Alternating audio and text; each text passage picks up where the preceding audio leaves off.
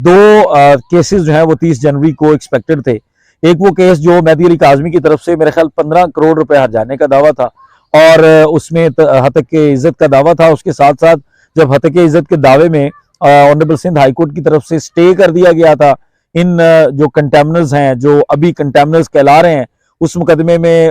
जुनैरा थी, जाफरी थे,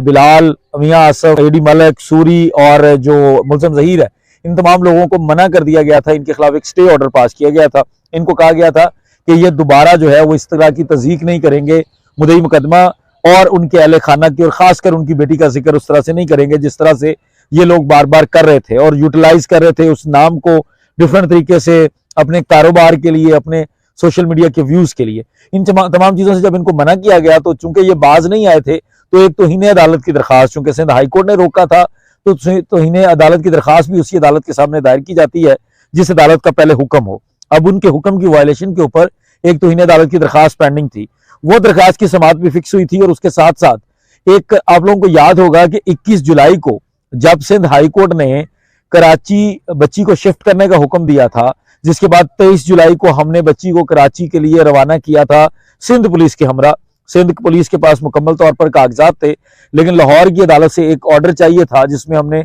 मैजिस्ट्रेट साहब और डिस्ट्रिक्ट एंड सेशन जज साहब से एक ऑर्डर लिया था, जिसके बाद बच्ची को सिंध पुलिस के हवाले कर दिया गया था और सिंध पुलिस ने ले जाकर जो कराची का चाइल्ड प्रोटेक्शन सेंटर है वहां पर बच्ची को रख दिया था। जिसके बाद वो सारी एपिसोड आपने देखी कि माँ बाप की मुलाकात के बाद बच्ची का सिंध हाईकोर्ट में पेश होना और 6 जनवरी को अपने असल गार्डियंस, अपने जो हकीकी गार्डियन,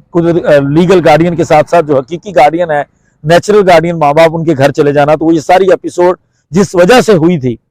उस 21 जुलाई के फैसले के ऊपर एक तनकीद की गई थी। लाहौर के प्रेस क्लब के अंदर एक प्रेस कॉन्फ्रेंस हुई थी 26 जुलाई को, और 26 जुलाई को जब ये प्रेस कॉन्फ्रेंस हुई थी तो उस प्रेस कॉन्फ्रेंस को मेनली जो लोग हेड कर रहे थे या जो लोग उस प्रेस कॉन्फ्रेंस के अंदर अपने चेहरे को मार्केट कर रहे थे वो अली जाफरी एडवोकेट थे, जुनैरा जो लाहौर की यूट्यूबर है, और उसके साथ जो मुल्जिम है, मुल्जिम की तमाम फैमिली के मेंबरान थे, मुल्जिम की भाभी थी, मुल्जिम की वालदा थी। इन लोगों ने काफी इंटरव्यूज भी दिए वहां पर। उस प्रेस कॉन्फ्रेंस के अंदर 21 जुलाई के फैसले का जिक्र हुआ था, जिस पर बहुत ही तज़हीक अमेज किस्म के लहजे में अली जाफरी एडवोकेट की तरफ से उस फैसले के ऊपर तनकीद की गई थी और उस फैसले को तनकीद करने के साथ साथ कुछ और बातें भी कही गई थी जो मैं आप लोगों को बता देता हूं, जो पिटीशन के अंदर, जो इस तौहीन अदालत की दरखास्त के अंदर बेसिकली लिखी गई है। इस तौहीन अदालत की दरखास्त के मुताबिक जब 21 जुलाई का सिंध हाईकोर्ट ने ऑर्डर किया और उसके बाद मैजिस्ट्रेट जो सिंध के, जिन्होंने बच्ची को प्रोडक्शन के ऑर्डर्स जारी किए थे, सिंध पुलिस को हुक्म दिया था कि बच्ची को लाएं, हमारे सामने पेश करें ताकि हम बच्ची को यहाँ रखें सिंध हाईकोर्ट के हुक्म की रोशनी में, तो इन्होंने उस मैजिस्ट्रेट के ऑर्डर के ऊपर और सिंध हाईकोर्ट के उस बेंच जो जस्टिस इकबाल कलोड़ो साहब हैं उनके ऑर्डर के ऊपर एक तनकीद की थी, जिसमें इन्होंने उस फैसले को मुतनाज़ कहा था। उसके साथ साथ इन्होंने कुछ इल्जामात लगाए थे कि सिंध की जो जुडिशरी है वो उससे इंसाफ नहीं मिलता और तमाम सिंध की जुडिशरी को मुतनाज़ बनाने की कोशिश की थी। ना सिर्फ मैजिस्ट्रेट की अदालत या सिर्फ जस्टिस इकबाल कलोड़ो साहब की अदालत, बल्कि इन्होंने सिंध के इदारों पर, सिंध की अदालतों पर मुकम्मल तौर पर ऐसी तनकीद की थी कि सिंध की अदालतों में इंसाफ नहीं है, जो कि किसी भी जगह पर किसी को भी इस तरह की तनकीद करने का कोई हक नहीं मिलता। आपने हाल में एक केस देखा था जिसके अंदर हमारे साबिक वजीर आजम ने एक इस तरह का बयान दिया था और एक मैजिस्ट्रेट की अदालत के बारे में दिया था, एडिशनल सेशन जज की अदालत के बारे में दिया था, तो उसके ऊपर भी एक तौहीन अदालत की कार्रवाई इस्लामाबाद हाईकोर्ट के अंदर हुई थी। तो ये बिल्कुल उसी तरह जब इन्होंने पूरी अदालतों को मुतनाज़ करने की कोशिश की, सिंध की जुडिशरी को मुतनाज़ करने की कोशिश की, तो उसके ऊपर एक दरखास्त दायर कर दी गई थी जो आज तक समाअत नहीं हो सकी थी। चूंकि वो जस्टिस इकबाल कलोड़ो साहब के पास गई और इकबाल कलोड़ो साहब ने कहा कि चूंकि मेरे फैसले के बाद इन लोगों ने ये बात की है तो मैं जाती तौर पर यह समझता हूं कि कहीं मैं बायस ना हो जाऊं, इसलिए मैं ये मामला चीफ जस्टिस ऑफ हाईकोर्ट को भेज रहा हूं, वो जो मुनासिब समझें, जिस मुनासिब बेंच के अंदर समझें, वहां पर वो इस समाअत के लिए इसको मुकर्रर कर दें। जिसके बाद दोबारा जस्टिस इकबाल कलोड़ो साहब के पास आज वो मामला समाअत के लिए मुकर्रर हुआ और सबसे उसके अंदर जो बड़ी डेवलपमेंट है, जब तौहीन अदालत ने अगर एंटरटेन होना होता है, जिसकी मैं मिसाल आपको लाहौर के अंदर उस दावे से दूंगा जिस तरह बच्ची की तरफ से खुद साख्ता दावा किया गया और उस दावे के अंदर अब नोटिस जारी हो चुके हैं, तो इसलिए अब उस बच्ची के बयान के साथ या कोई ऐसी ठोस चीज जिसके अंदर से ये वाजे हो रहा हो कि बच्ची ने वो दावा दायर नहीं किया, तब तक उस दावे को खारिज नहीं कर सकती अदालत। इसी तरह अब तौहीन अदालत के अंदर तौहीन अदालत की इस दरखास्त में ऑनरेबल सिंध हाई कोर्ट के उस बेंच ने नोटिस जारी कर दिए हैं और कहा है कि 15 दिन के अंदर अंदर इन लोगों को नोटिस सर्व करवाए जाएं। और अगर अब ये लोग नोटिस के ऊपर नहीं आएंगे तो आपको पता है तौहीन अदालत की कार्रवाई फिर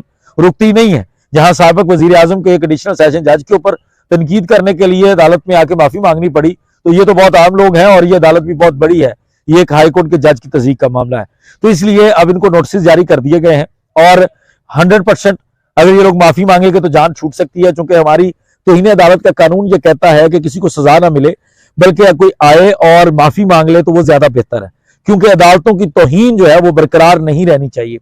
अगर कोई माफी नहीं मांगेगा तो इसका मतलब है कि हमारी अदालतों की तौहीन हुई है। ये एक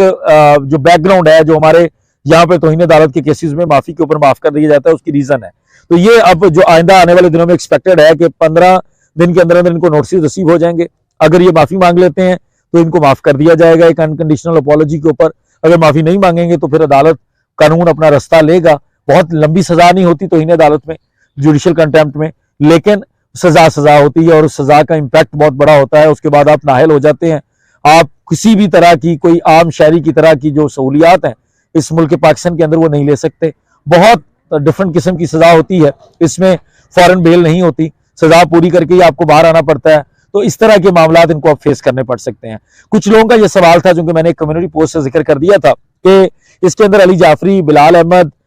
जुनैरा माहम और मुल्ज़म जहीर का जिक्र किया था मैंने, तो बाकी लोगों को क्यों निकाल दिया गया? तो जो ये दरखास्त दायर की गई थी, इस दरखास्त के अंदर जो कंटेंट्स है, अदलिया को मुतनाज़ बनाने वाले, अदलिया के ऊपर हमला करने वाले, सिंध के इदारों के ऊपर हमला करने वाले, उसमें एडी मलिक शामिल नहीं था, मियां आसफ शामिल नहीं था, फैसल सूरी शामिल नहीं था, इसलिए उनको इसमें पार्टी नहीं बनाया गया। इसमें अली जाफरी एडवोकेट जो है वो उनका सबसे नंबर 1 है, उनके ऊपर ज्यादा एलिगेशंस हैं। उसके बाद जो हाँ में लाने वाले लोग थे उसमें बिलाल अहमद है, जुनैरा माहम है और मुल्ज़म जहीर है, चूंकि वो इनका अकम्प्लिस है। उसके कहने पे ये मतलब आम बंदा भी यही समझेगा कि ये तमाम चीजें मुल्ज़म को खुश करने के लिए, मुल्ज़म के कहने पर या मुल्ज़म की कनाइवेंस में हो रही है, मुल्ज़म के उकसाने पे हो रही हैं, तो इसलिए उसको भी साथ रखा गया। तो अब इन लोगों को 15 दिन के अंदर अंदर नोटिस रिसीव हो जाएंगे। नहीं भी होंगे तो आपको पता है ऑनरेबल कोर्ट जो है वो अपना रास्ता, नहीं भी नोटिस रिसीव होंगे तो अब जो है वो अदालत अपना जो तरीकेकार है उसके हिसाब से चलेगी। ये बिल्कुल उस तरह नहीं होगा जिस तरह हत्या इज्जत के दावे में बार बार इनको नोटिस रिसीव करवाए गए थे। फर्दर आने वाले दिनों में कुछ खास डेवलपमेंट्स हैं लाहौर और कराची के अंदर, उनके ऊपर बात करेंगे जिस दिन उनकी समाअत होगी। अगर ये लोग माफी मांगेंगे तो जान छूट सकती है, क्योंकि हमारी तौहीन अदालत का कानून ये कहता है कि किसी को सजा ना मिले बल्कि कोई आए और माफी मांग ले तो वो ज्यादा बेहतर है, क्योंकि अदालतों की तौहीन जो है वो बरकरार नहीं रहनी चाहिए। अगर कोई माफी नहीं मांगेगा तो इसका मतलब है कि हमारी अदालतों की तौहीन हुई है। ये एक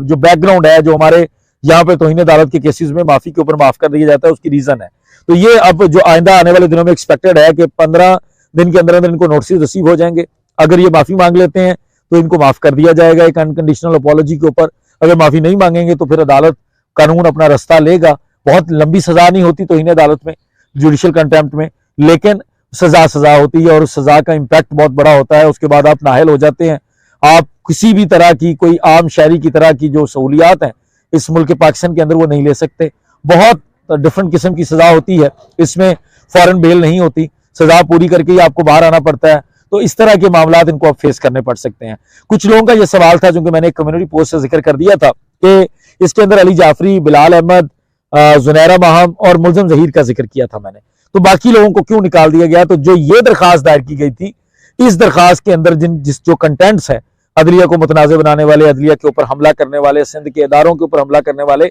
उसमें एडी मलिक शामिल नहीं था, मियां आसफ शामिल नहीं था, फैसल सूरी शामिल नहीं था, इसलिए उनको इसमें पार्टी नहीं बनाया गया। इसमें अली जाफरी एडवोकेट जो है वो उनका सबसे नंबर 1 है, उनके ऊपर ज्यादा एलिगेशंस हैं। उसके बाद जो हाँ में लाने वाले लोग थे उसमें बिलाल अहमद है, जुनैरा माहम है और मुल्ज़म जहीर है, चूंकि वो इनका अकम्प्लिस है। उसके कहने पे ये मतलब आम बंदा भी यही समझेगा कि ये तमाम चीजें मुल्ज़म को खुश करने के लिए, मुल्ज़म के कहने पर या मुल्ज़म